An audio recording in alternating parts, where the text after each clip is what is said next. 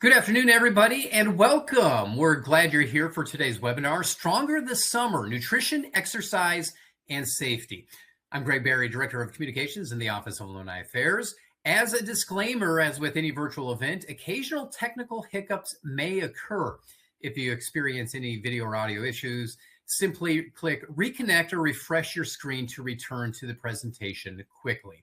Now, before we dive in, a quick question. Please take a moment to answer this poll. If your summer fitness routine had a personality, it would be an early morning go-getter, weekend warrior. Are you the I'll start tomorrow type?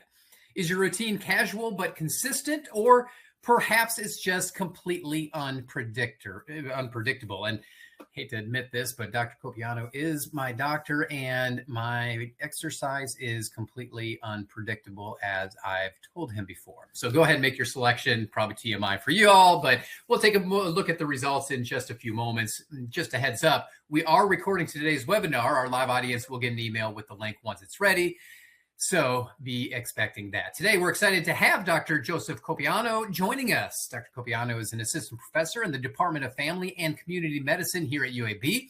He earned his MD from the Medical School of Georgia and completed his family residency there as well. Followed that up by completing a sports medicine fellowship at UCLA before joining UAB in 2023. Now, before turning things over to Dr. Coppiano, the results of the earlier webinar, I'm going to go ahead and end that poll. It's all over the place, Doc. 29% split completely unpredictable, like me, or the early morning go-getter. 23% I'll start tomorrow.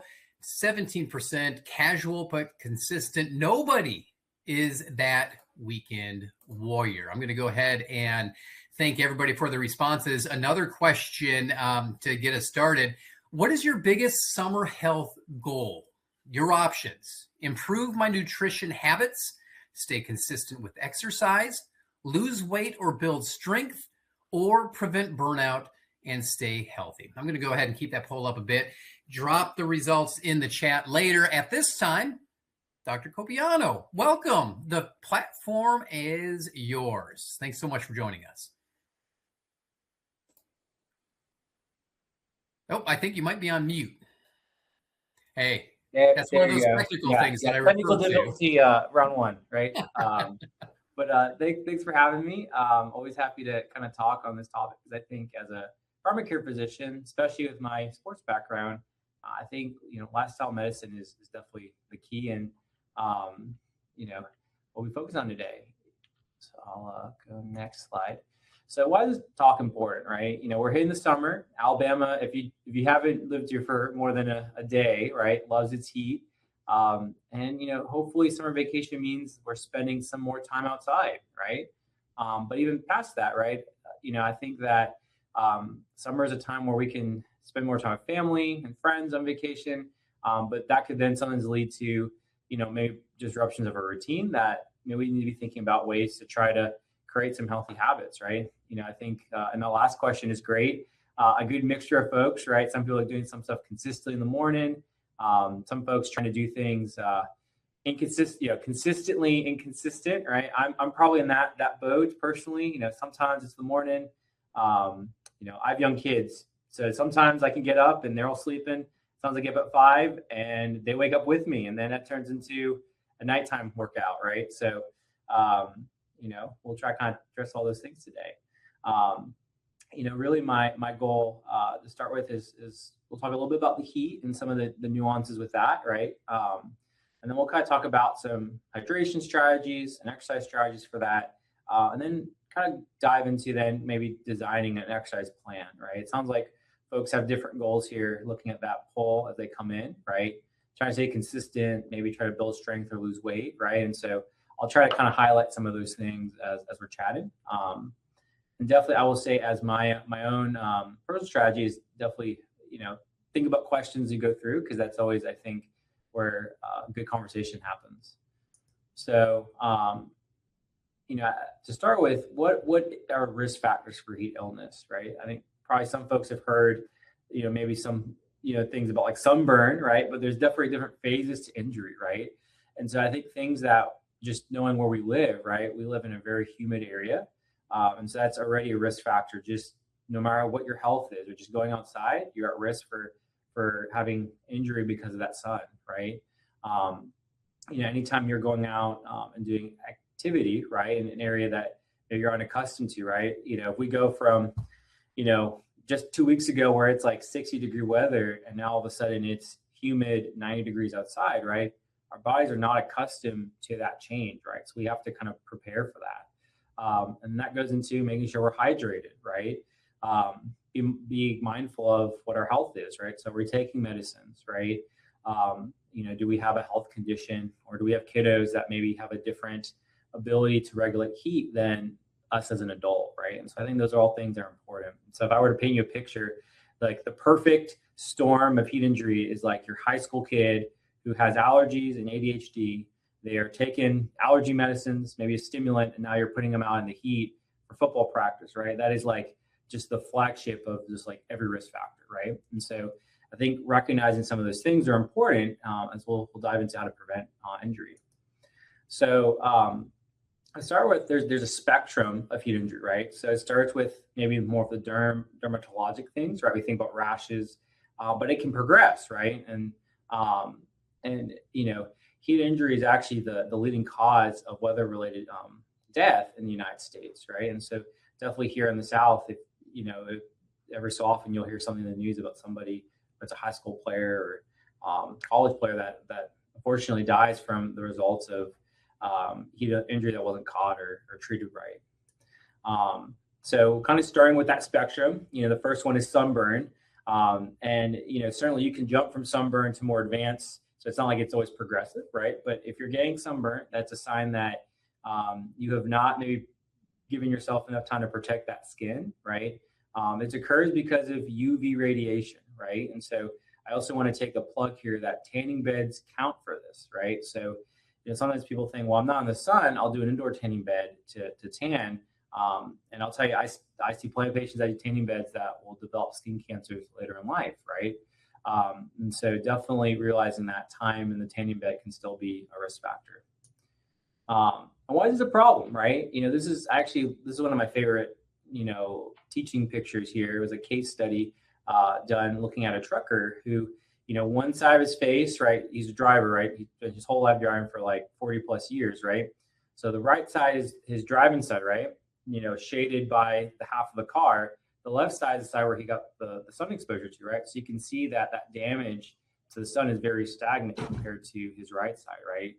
It looks like he's much older if you were to, cut the picture in half, right? And so there's definitely just like a physical aging and skin damage, right?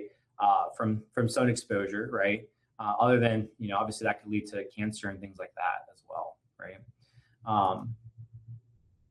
When we think about how to prevent it, right? I think everyone thinks about sunblock. And so at a minimum, you want like a 30 SPF type of sunblock, right? And then the idea is you actually have to apply it pretty generously, right? So every 2 hours, you want to be reapplying it. And it should be about an ounce or a shot glass amount per full body application, right? And then you really want to wait about 15 minutes to allow everything to kind of settle when you are putting in the sunblock in, right? So, if you do it after you swim or sweat, you're going to just get all of it to come off, right? And then I will also argue that sunscreen is sometimes not enough because we sweat. And if we're doing it, we may be going for a run or being in the beach and we're going to jump in the ocean, right? So this is where I encourage, trying, again, 30 SPF clothing, right? Consider wearing your wide-brimmed hats, right? Use your sun-blocking sunglasses, right? And again, really trying to avoid that like indoor tanning beds, right? Because that's direct. Use alternative ways to maybe tan. So another one I see pretty commonly here that people don't know, especially if you're a new parent, is malaria or heat rash. This is going to be more common in your younger folks, but it can happen in adults too, right? Especially if you've been out in the sun a while, is where your sweat glands actually get blocked. So they get so active from the sun, they start getting blocked, and this leads to kind of a backflow in the skin, and you get this potentially whole body kind of rash all around your body, right? So In kiddos who have a little bit more vulnerable heat regulatory process, right? Definitely very common. You'll see kids sometimes come with these full rashes, and I'll get a message, and by the time the parent brings the kid over for a visit, all the rash is gone, right? And so that cooling is the first step, right? And again, kind of having breaks in between the sun so that rash comes down. Now, there's no long-term risk from this other than this just being a sign that the body is starting to have a hard time regulating its heat, right? So if you see a kid really starting to get this heat rash, then it's important to kind of take that as a sign of, yep, we need to cool down, bring them inside, right? Allow the sweat to kind of disperse out so it doesn't clog up. All righty. So now this is kind of the more, I would say, advanced heat illness, right? And so these are the ones that I think it's important for anybody, regardless if you're medical or not, right, to be aware of, especially as we have some of these kids doing some type of sporting events outside, or if you're going out for a hike, right? Recognizing signs of heat illness, right, really can save somebody's life, right? So the first one is heat cramps. And so this is different than just, hey, I'm going for a run, I feel a little cramp in my leg, right? This is something where it can start something like that, right? And it can seem very benign, but eventually can start affecting the whole body, right? So if you start noticing cramps kind of starting in one spot and really starting to rise up your legs or your arms, right? Right? That would be a sign of a heat cramp, and it'd be pretty important to go in and make sure you hydrate, cool off, right? Especially if it's starting to affect your ability to ambulate, right, or walk. Usually in this time, right, luckily if you were to check a core body temperature, you will be below 104, right? But certainly as that progresses, right, your temperature goes up, the whole body cramps will get worse, right? This then progresses to heat exhaustion, right, where let's say it's now no longer just affecting the muscles, but now it can start to affect other organ systems, right? So you can get now dizzy with it, nausea, headache, right? You'll be sweating a bunch trying to cool off, right, in this event. And so both of these are, obviously some signs of damage to the body, right? But the worst of it will then be heat stroke, right? And this is the part where really someone could die if it's not caught, right? Now, either core temperature, if somebody were to check it, would be over 104 degrees, right? And they're now going to be really altered, right? So it's not just maybe like a muscle here, or you're starting to feel nauseous because your brain is trying to regulate all this heat increase, right? But now it's literally like you're losing consciousness or you're confused, right? And so I would consider this a medical emergency in the same way someone's having an actual stroke or having a heart attack, right?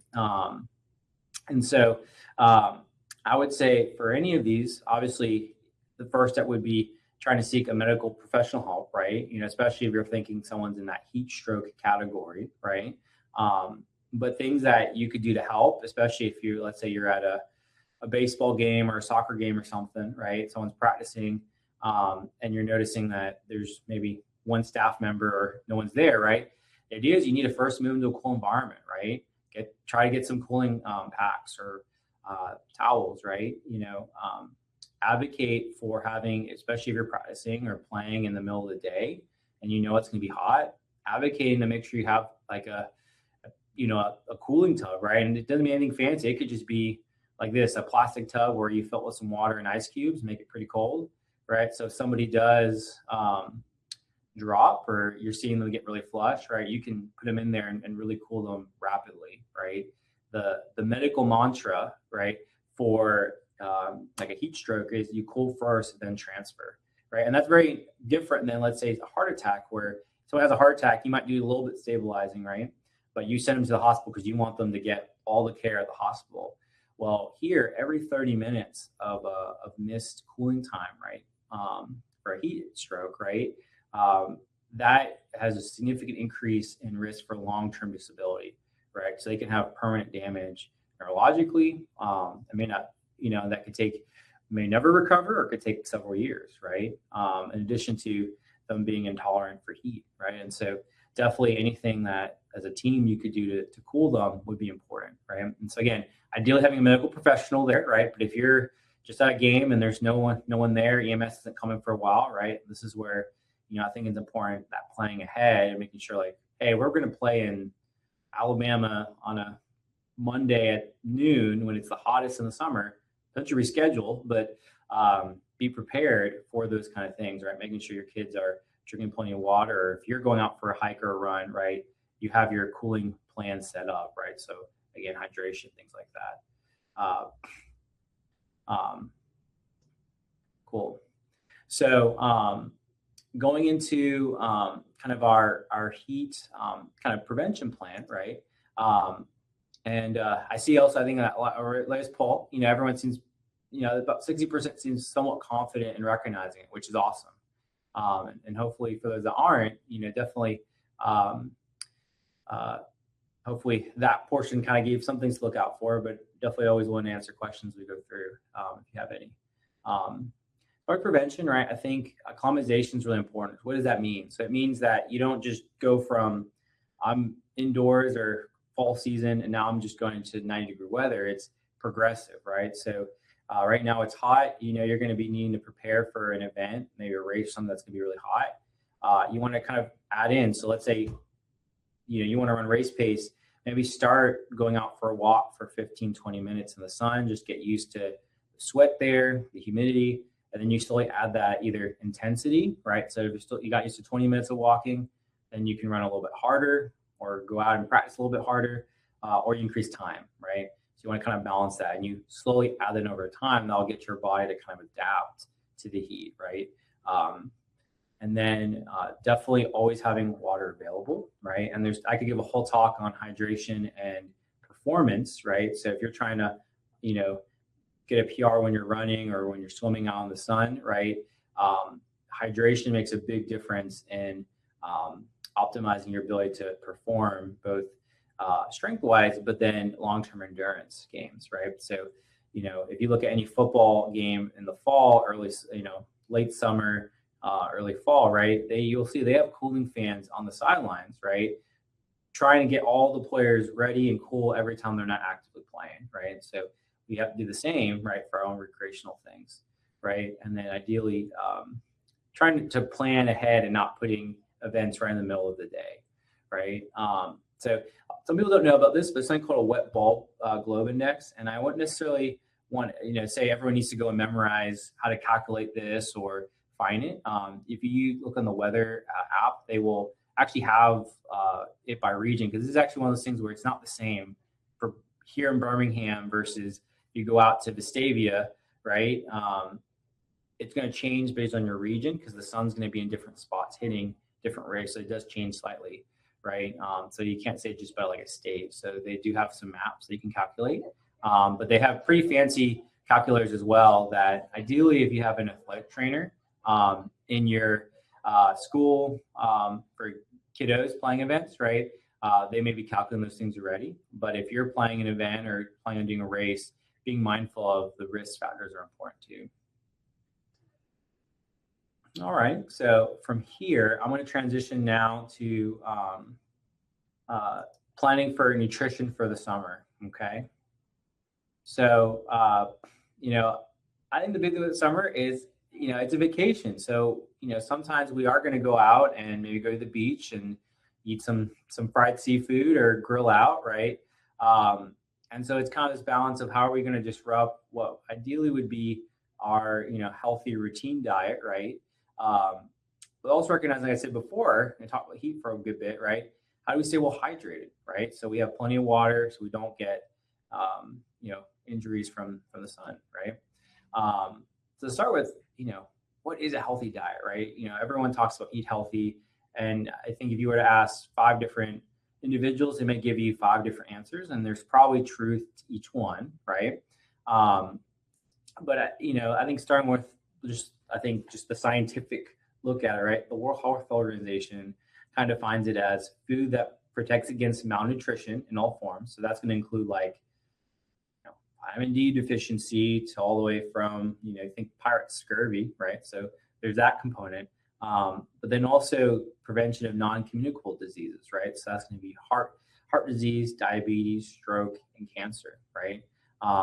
And so, pretty broad. To summarize, it's basically, it's a diet that keeps you from getting sick, right?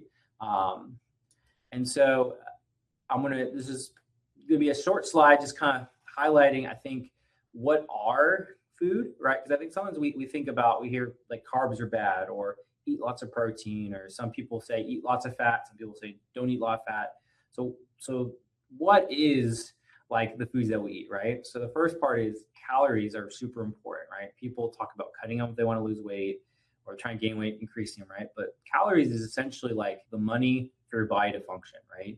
If you want to be able to do things, right, you need calories, right, to be able to kind of give you the energy to function, right? And so if you under calories too much, right, that could lead to you being really fatigued. It leads to dysregulation of your hormones and other issues. And actually, sometimes weight gain because you lose muscle mass, right? And obviously, if you eat too much, right, the reverse, you can gain weight and it leads to metabolic disease like diabetes, right? And then we have our kind of macronutrients that come in, right? So we have our carbohydrates, our fats, and our proteins, right? And so with the carbohydrates, right, I think the key thing is we actually do need them, right? Because that's our fuel for energy. So if we cut them too much, right, that could actually lead to us having poor endurance and fatigue, right? Some of the common times I hear runners will say like, man, I'm running and I actually feel really heavy. My legs aren't moving. And a lot of times it's because you probably didn't carb enough, eating the right kind of carbs, right? Before your run. And so now your body doesn't have the energy to actually move and engage those muscles, right? And so sometimes people cut carbs to lose weight, but actually they can get sometimes a feeling of heaviness when they exercise because of that. And then for fats, there was a big push for low fat diets. And then, there's actually been some studies now talking about you cut, you want healthy fats, right? Because if you cut all fats out, that actually lead to higher mortality risk. And so reason for that is if you have too low fats, your fats help regulate your hormones, right? And they also help prevent vitamin deficiencies, because a lot of our vitamins are actually in some of the healthy fats that we can eat. And the last one is our protein, right? And so this is the thing, everyone says, oh, I want to lose weight, I want to get really strong, I need a lot of protein, right? And the reason for that is that it does help kind of build and repair. It's more of a longer term energy. So carb is like your immediate, is the first thing you kind of burn through, right? Protein is kind of your longer term energy, right? And so it's low, right? Especially if you're doing a lot of endurance things, right? That could lead to muscle mass loss or poor healing of injuries, right? So definitely an important component to the overall nutritional needs, right? And so definitely a lot of diets that I could easily dive into lectures for each one, right? But I think if we kind of look at what are the common important parts for those diets, right? I kind of have them here. So if you put what are the most studied diets with the most evidence for prevention of disease, right? They really kind of fall these kind of patterns. So it's like a Mediterranean diet, right? A DASH diet, and then the vegetarian plant-based, right? So the Mediterranean diet, right? And actually, I'm going to go here, right? If I were to kind of summarize all of them, right? All of them are going to kind of emphasize vegetables, fruits, and whole grains, right? They're going to emphasize having some type of legume, nuts, or seeds, right? They may then kind of add sometimes like fish or like lean meats like chicken, depending on, obviously the vegetarian ones won't, but sometimes have kind of those more plant-based oils as well. But all of them will emphasize minimal processing, right, of foods. And so like a processed foods would be something like, if you're doing like chicken tenders, right? So there's the chicken that's in there, but now they've added in some extra like coverage and things like that, right? On the chicken, right? The breading and other things they may put on it, right? Chips are in that category, cakes, things like that. And so really, how I always try to counsel, right, when looking at this is rather than trying to pick like, I'm going to follow this only diet and be really restrictive, because sometimes I find that that's not always practical. It's looking at what is your natural body's tendencies and how can I push my diet to kind of fit into these kind of more healthier foods, right? And I find you're going to be much more successful than maybe labeling like I have to follow a keto diet, or even like saying I'm doing a Mediterranean diet, right? Try to have more of a like a healthy diet-esque approach, right? Um, and so I would say in general, right, planning out a week in advance is super important, right? Um, especially when it comes to vegetables, things like that, right? If you don't kind of plan where you're going to cook them, um, they're going to go bad, right? And so kind of knowing like, hey, I'm going to buy the vegetables for the week. I'm going to eat them on Monday and Tuesday or Wednesday, and having kind of when you're going to each one so you don't have them go bad on you, right? But then also kind of keeps you then from eating out, right? Obviously everyone wants when they go on vacation, maybe sometimes to eat some good food, which is good, but maybe picking some days where that's like your lunch or your breakfast to pack your own food, right? So you kind of limit how much you're maybe eating some of the bad stuff, right? That always tastes good, right? I would say picking a cook day sometimes to cook in advance is always a good thing too, right? So oftentimes for us, that's Sunday, right? We will finish doing our kind of morning routine, and then we'll usually pick some time in the afternoon where we just slow cooker or we'll kind of bulk cook something in the oven, and then we kind of have at least one or two meals, for the week kind of planned out and done, right? So that way, if it's one of those days where you're like, man, work was hard, I'm exhausted, right? You just have to take something out and put it in the microwave or in the oven to reheat, right? And it will save you time on the back end. So again, you're not doing that like extra eat out day that you weren't planning. In the long run, hopefully should help your budget too, right?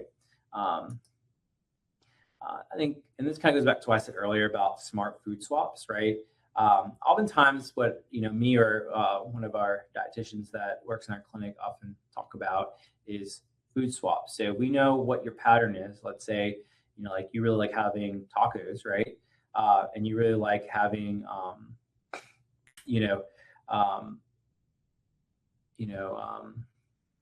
forgetting the name right now, but let's say, like fried chicken on there or something like that, right? Maybe swapping out for grilled chicken, right?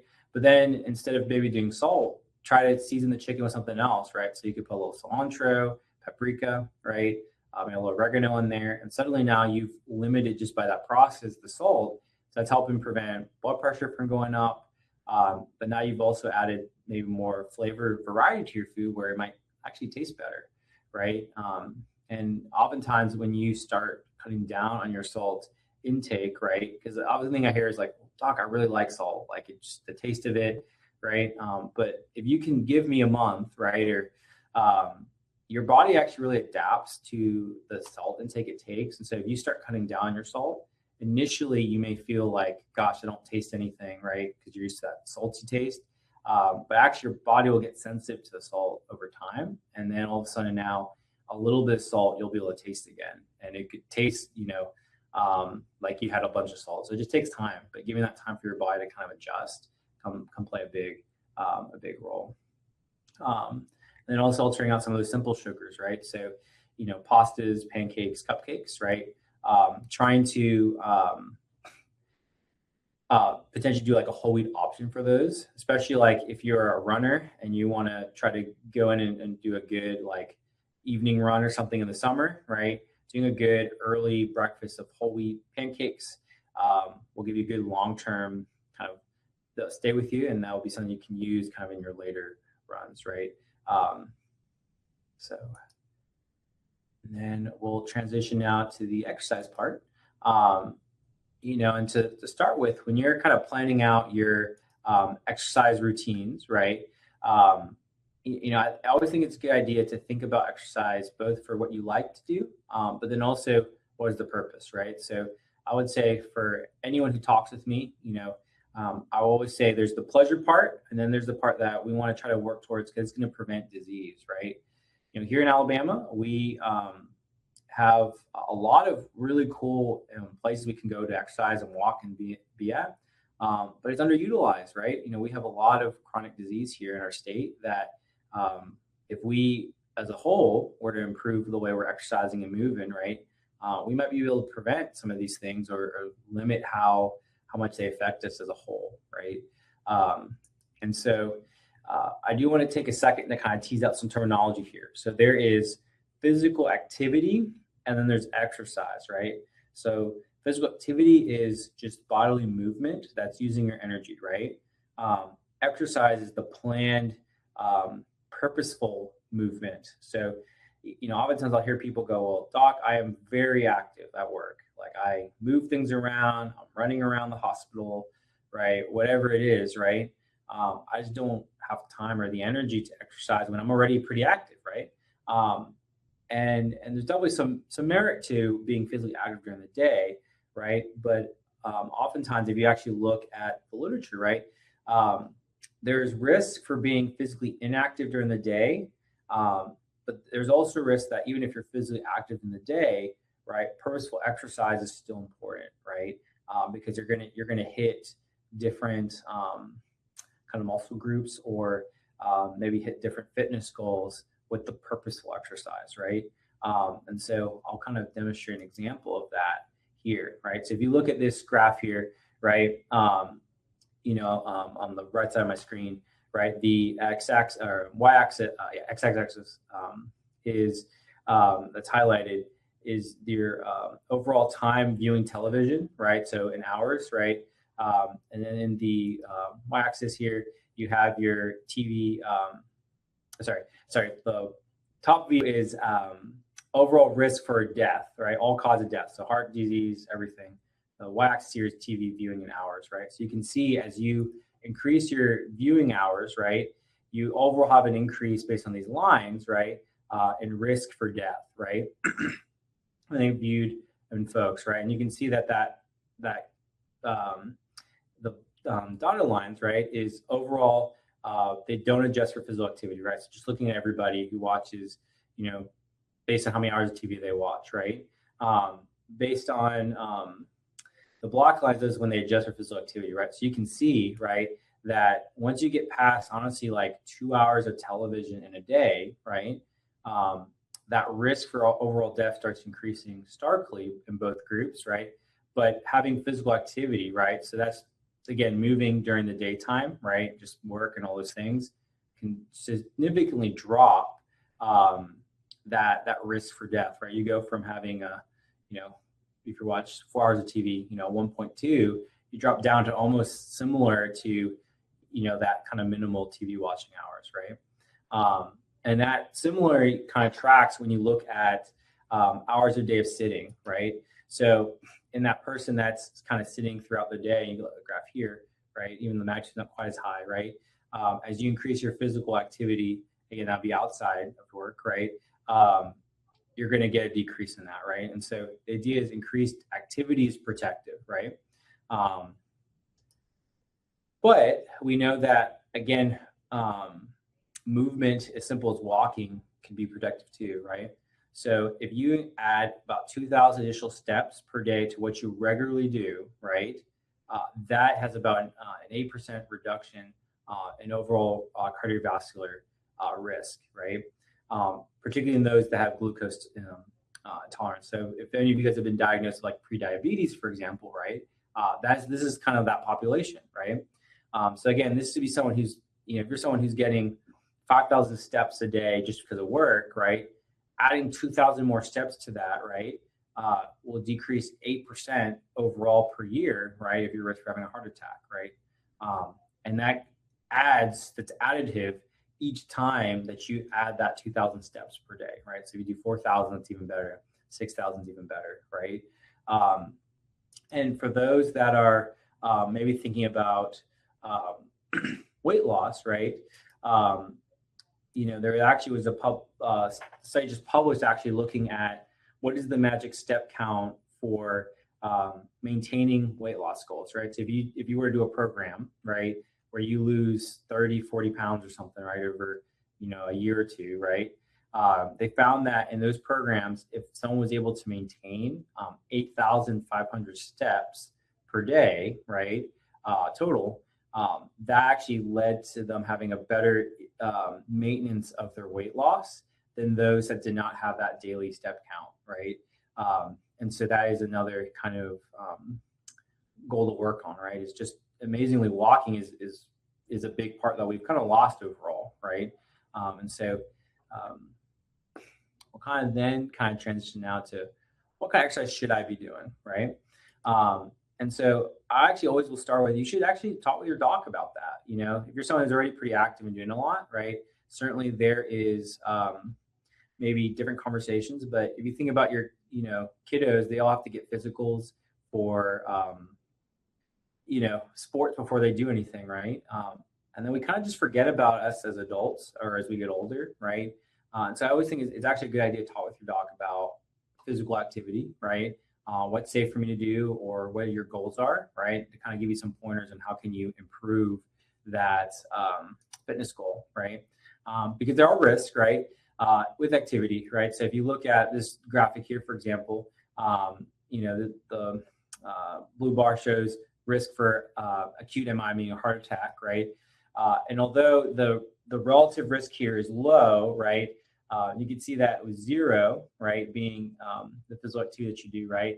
That risk for heart attack certainly goes up higher if you go from nothing to rigorous physical activity, right? So that'd be like running or biking hard, right? Goes up pretty drastically if you do nothing, right? But that relative risk still is present even as fit as you are, right? And if we look at this graphic to the right, right, over here, right, the most common cause of sudden cardiac death, regardless of how fit you are, is going to be coronary artery disease, right? And so even if we are active and doing stuff, right, there's still going to be some risks with exercise that, although I'm always going to encourage you to exercise, I think it's always important to plan where side effects or risk factors, just like any medicine or something that I would prescribe, right? Now, the United States Task Force does recommend 150 minutes to 300 minutes of exercise, moderate intensity exercise per week, right? With 2 days of that kind of time being strength training, okay?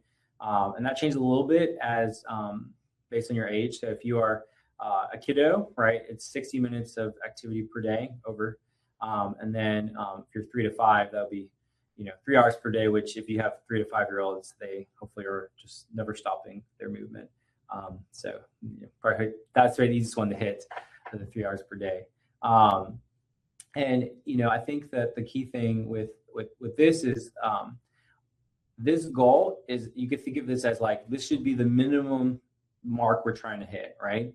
This is more so to hit prevention of heart attack, stroke, things like that, right? Now we're trying to hit harder fitness goals, right? Like, I want to run faster, I want to lose weight, I want to be stronger, right? More tone, right? You can potentially hit those goals with this time frame of weekly exercise, but oftentimes you may need to push that up or crank it up a little more, right? And so if you're hitting this, it's really like, this is more of that medical, like, I'm trying to prevent you from having disease, focused exercise, right? But certainly we can tweak it, for example, adding intensity, higher intensity workouts, right? For other fitness goals too, right? So you heard me say maybe moderate intensity or vigorous, right? So how do we define that, right? So one is the talk sing test, right? So the idea is you should be able to talk when you're doing an exercise, but maybe not sing like you would be if you're standing still, right? So, you know, if you're walking with, you know, walking group, and you're talking together while you're walking, it should be at a pace where if I told everyone in that group to try to sing a song, right, they may be able to do it, but they're going to have to take pauses to kind of like keep their breath up at that pace, right? And so if they can do that, right, that's moderate intensity, right? So again, most, like, I'd say brisk walking, right, purposeful walking would hit that goal, right? Vigorous would be where you really can't keep up a verbal conversation, right? And I'll say the nuance to this is sometimes some of our runners here may be like, well, I can talk and run, right? But the idea is it's like the pauses, right? So even if you are the fastest runner in the world, very toned and fit and all this stuff, right? You still, ideally, if you're running at a fast enough pace, right, we'll still have to kind of pause and try to catch your breath to hold the conversation, right? So it's still going to be more vigorous maybe than you think it is. And, you know, the other way is heart rate zone. So definitely the more fit the person is, sometimes this is the other area that you need to go into. And I'm not going to necessarily bore everybody with how to calculate today, right? Definitely a good conversation with your doc, and if anyone has questions, I can answer them after. But the idea is where your heart rate range is at, your body's doing different things, right? So, I'm going to use, 40 is kind of our age example for today, right? So, if your heart rate's somewhere between like 90 and 108, right? That would be like a zone 1 moderate level activity, right? And so that would be oftentimes like more ladder walking, right? More of that warm up, kind of stretching, things like that, where you're starting to move a little bit, your heart might go up a little bit, right? And then once you start walking a little bit faster, your heart probably will go up, right? And probably hit more in this like 108 to 126 range, right? And then in this range, you're actually doing more optimizing your fat burn, right? That portion of your metabolism. You're eating through your carbs. As you add the intensity to, maybe you're walking faster, maybe you're jogging or running now, right? Now you might hit that 126 to 144. And this is now more of like aerobic cardio training, right? So this would be now like purposeful. I'm trying to go a little bit faster, right? And you're actually conditioning yourself more, right? So this is kind of how you would improve some of your speed gains, things like that. So it's a zone 3. Zone 4 would be a more of a harder run, right? 144 to 162, right? Again, this is a 4-year-old, right? Where now you're no longer burning. I mean, you're still burning some fat and carb, right? But now you're actually hitting more of that muscle breakdown, right? You're pushing harder, using more of your longer term energy sources, right? And certainly higher risk for injury at this phase, right? Because you are pushing yourself harder, right? Versus the last phase is 160 to 180, right? And that would be like you're giving it your all, full sprints, maximum run, if you're an endurance runner or endurance athlete, right? And I would say gains from this part is minimal, right? So if you're in this phase, you are breaking down muscle, you're going hard, right? And for a race day, or if you're just doing like a hard conditioning day, like that could be fine, right? But if you're like an endurance workout person and you're hitting like in your age 40 and you're hitting this zone potentially to like every time, right? This could be a reason maybe why you're not getting some of the fitness goals that you want, because you're never having that recovery time that you need. There's going to be some nuances, and this is where, conversation with a doc who's knowledgeable and exercise prescription is going to be important, right? Obviously, a 40-year-old who's very active may have a different zone than this kind of average example here, but just kind of want to give a talk through of maybe some things to think about. And so then when we talk about aerobic, right, that's anything where you are getting your heart rate up using your, again, kind of heart rate zones or your talk test as an example, right? So strength training could actually be aerobic if you maintain the aerobic component to it, right? But there's different phases of it. So it could be anyone from walking to obviously tennis, basketball, things like that, right? So really the idea is pick something that you enjoy doing, right? And then you can use that as your aerobic example, right? Transition to strength training, right? And that'll be the last thing I talk about today. Is the key thing with here is, how I approach strength training is how do we prepare you to live a very active, long life, but when you're 90, you're still doing the things that you want to do, right? You're not having a hard time getting out of a chair, right? And so this is always, I would draw this for folks a lot of times in this clinic to give this example, right? But the idea is as we get, when we're young, right, our bodies want to make muscle, right? You can sleep and you will be stronger the next day, right? Once we probably hit around 45, right, that really starts changing, right? Our bodies start breaking down muscles, right? And this bottom line here is an example of someone who really just kind of let it all go and stop exercising. You can see it really, goes down fast. Now you can maintain it. And I actually would argue this plateau is maybe not stark here if you really keep up exercise. Right? The idea is though, in your 20s, 30s, and early 40s, right? If you keep building up strength, right? You want this peak to be as high as you can get it at the beginning. And then the maintenance part, then even if there's a drop, you'll still be, you want it to be stronger than what you want to do when you're 90, right? You want to do stronger now, right? Wherever you're at, right? And now if you've never really exercised and now you're picking up exercise and you're maybe past that 40, 45 range. It's not all doom and gloom. People can get stronger and reverse it, right? To some extent, but it's just going to be harder, right? And the type of strength training we do is going to affect us too, right? And so just kind of briefly, right? There's 3 kind of goals of strength training. There's hypertrophy. I want to make my muscles really big, right? Power. I want to be able to lift the heaviest weight I can as fast as I can, right? And then endurance, right? So it's not, to say how heavy it is, but can I hold a certain weight for as long as I can, right? So as a dad, a lot of what I do is endurance these days because I hold, a year-and-a-half-old baby for hours at night when he doesn't want to sleep, right? Versus, let's say you're thinking someone who's maybe doing a heavy weight really fast, right? And so I would say for that person, an example that maybe is past the age of 40, 45, right? Like, what is the type of strength training I should be doing, right? You really want to be hitting a mixture of endurance, right? With kind of a hypertrophy, right? So you do maybe a heavier weight that you can tolerate, and then trying to push yourself to kind of hit like a longer repetition of it, right? Whether that's multiple reps or multiple sets, right? So you're trying to kind of bulk up muscles so you kind of get some back that you may have lost, but you're trying to really push yourself to work on being able to do it for a while, right? So you kind of build up that longevity of the muscle you're building up, right? And then here's an example of a home strength training plan that oftentimes I'll kind of tweak or modify. This is given by the American College of Sports Medicine, but it's circuit training. And so for that person that's like, man, I have 2 days I can give you, if that's 15 minutes, 20 minutes, right? Then I'm going to really advocate for a circuit training, right? Where you will try to hit as many muscle groups as you can and kind of like a 30 seconds on, 10 seconds off kind of repetition, right?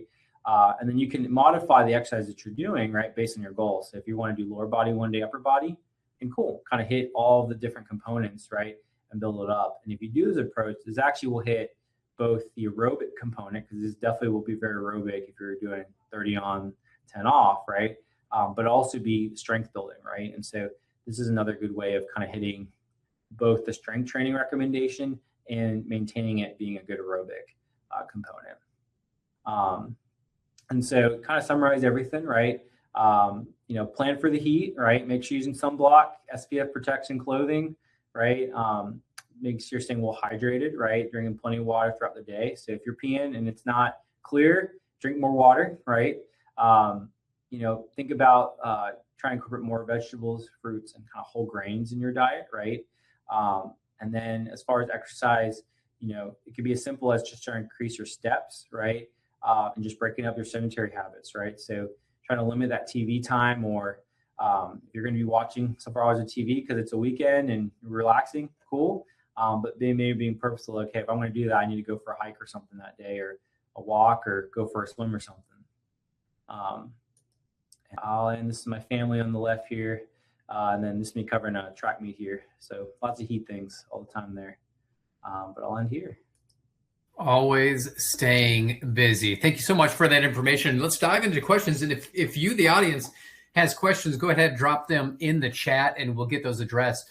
So let's start with this one. For someone who hasn't been active in a while, what's a realistic and safe way to ease into a workout routine this summer?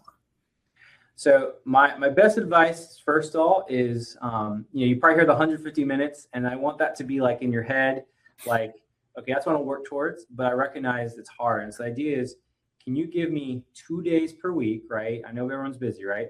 Try to find a day, 2 days, but just find where you can put on your calendar, I'm going to allot 30 minutes. And if all you do is you sit for that 30 minutes and just look outside the window, but at least you say, I'm going to be thinking about it, right?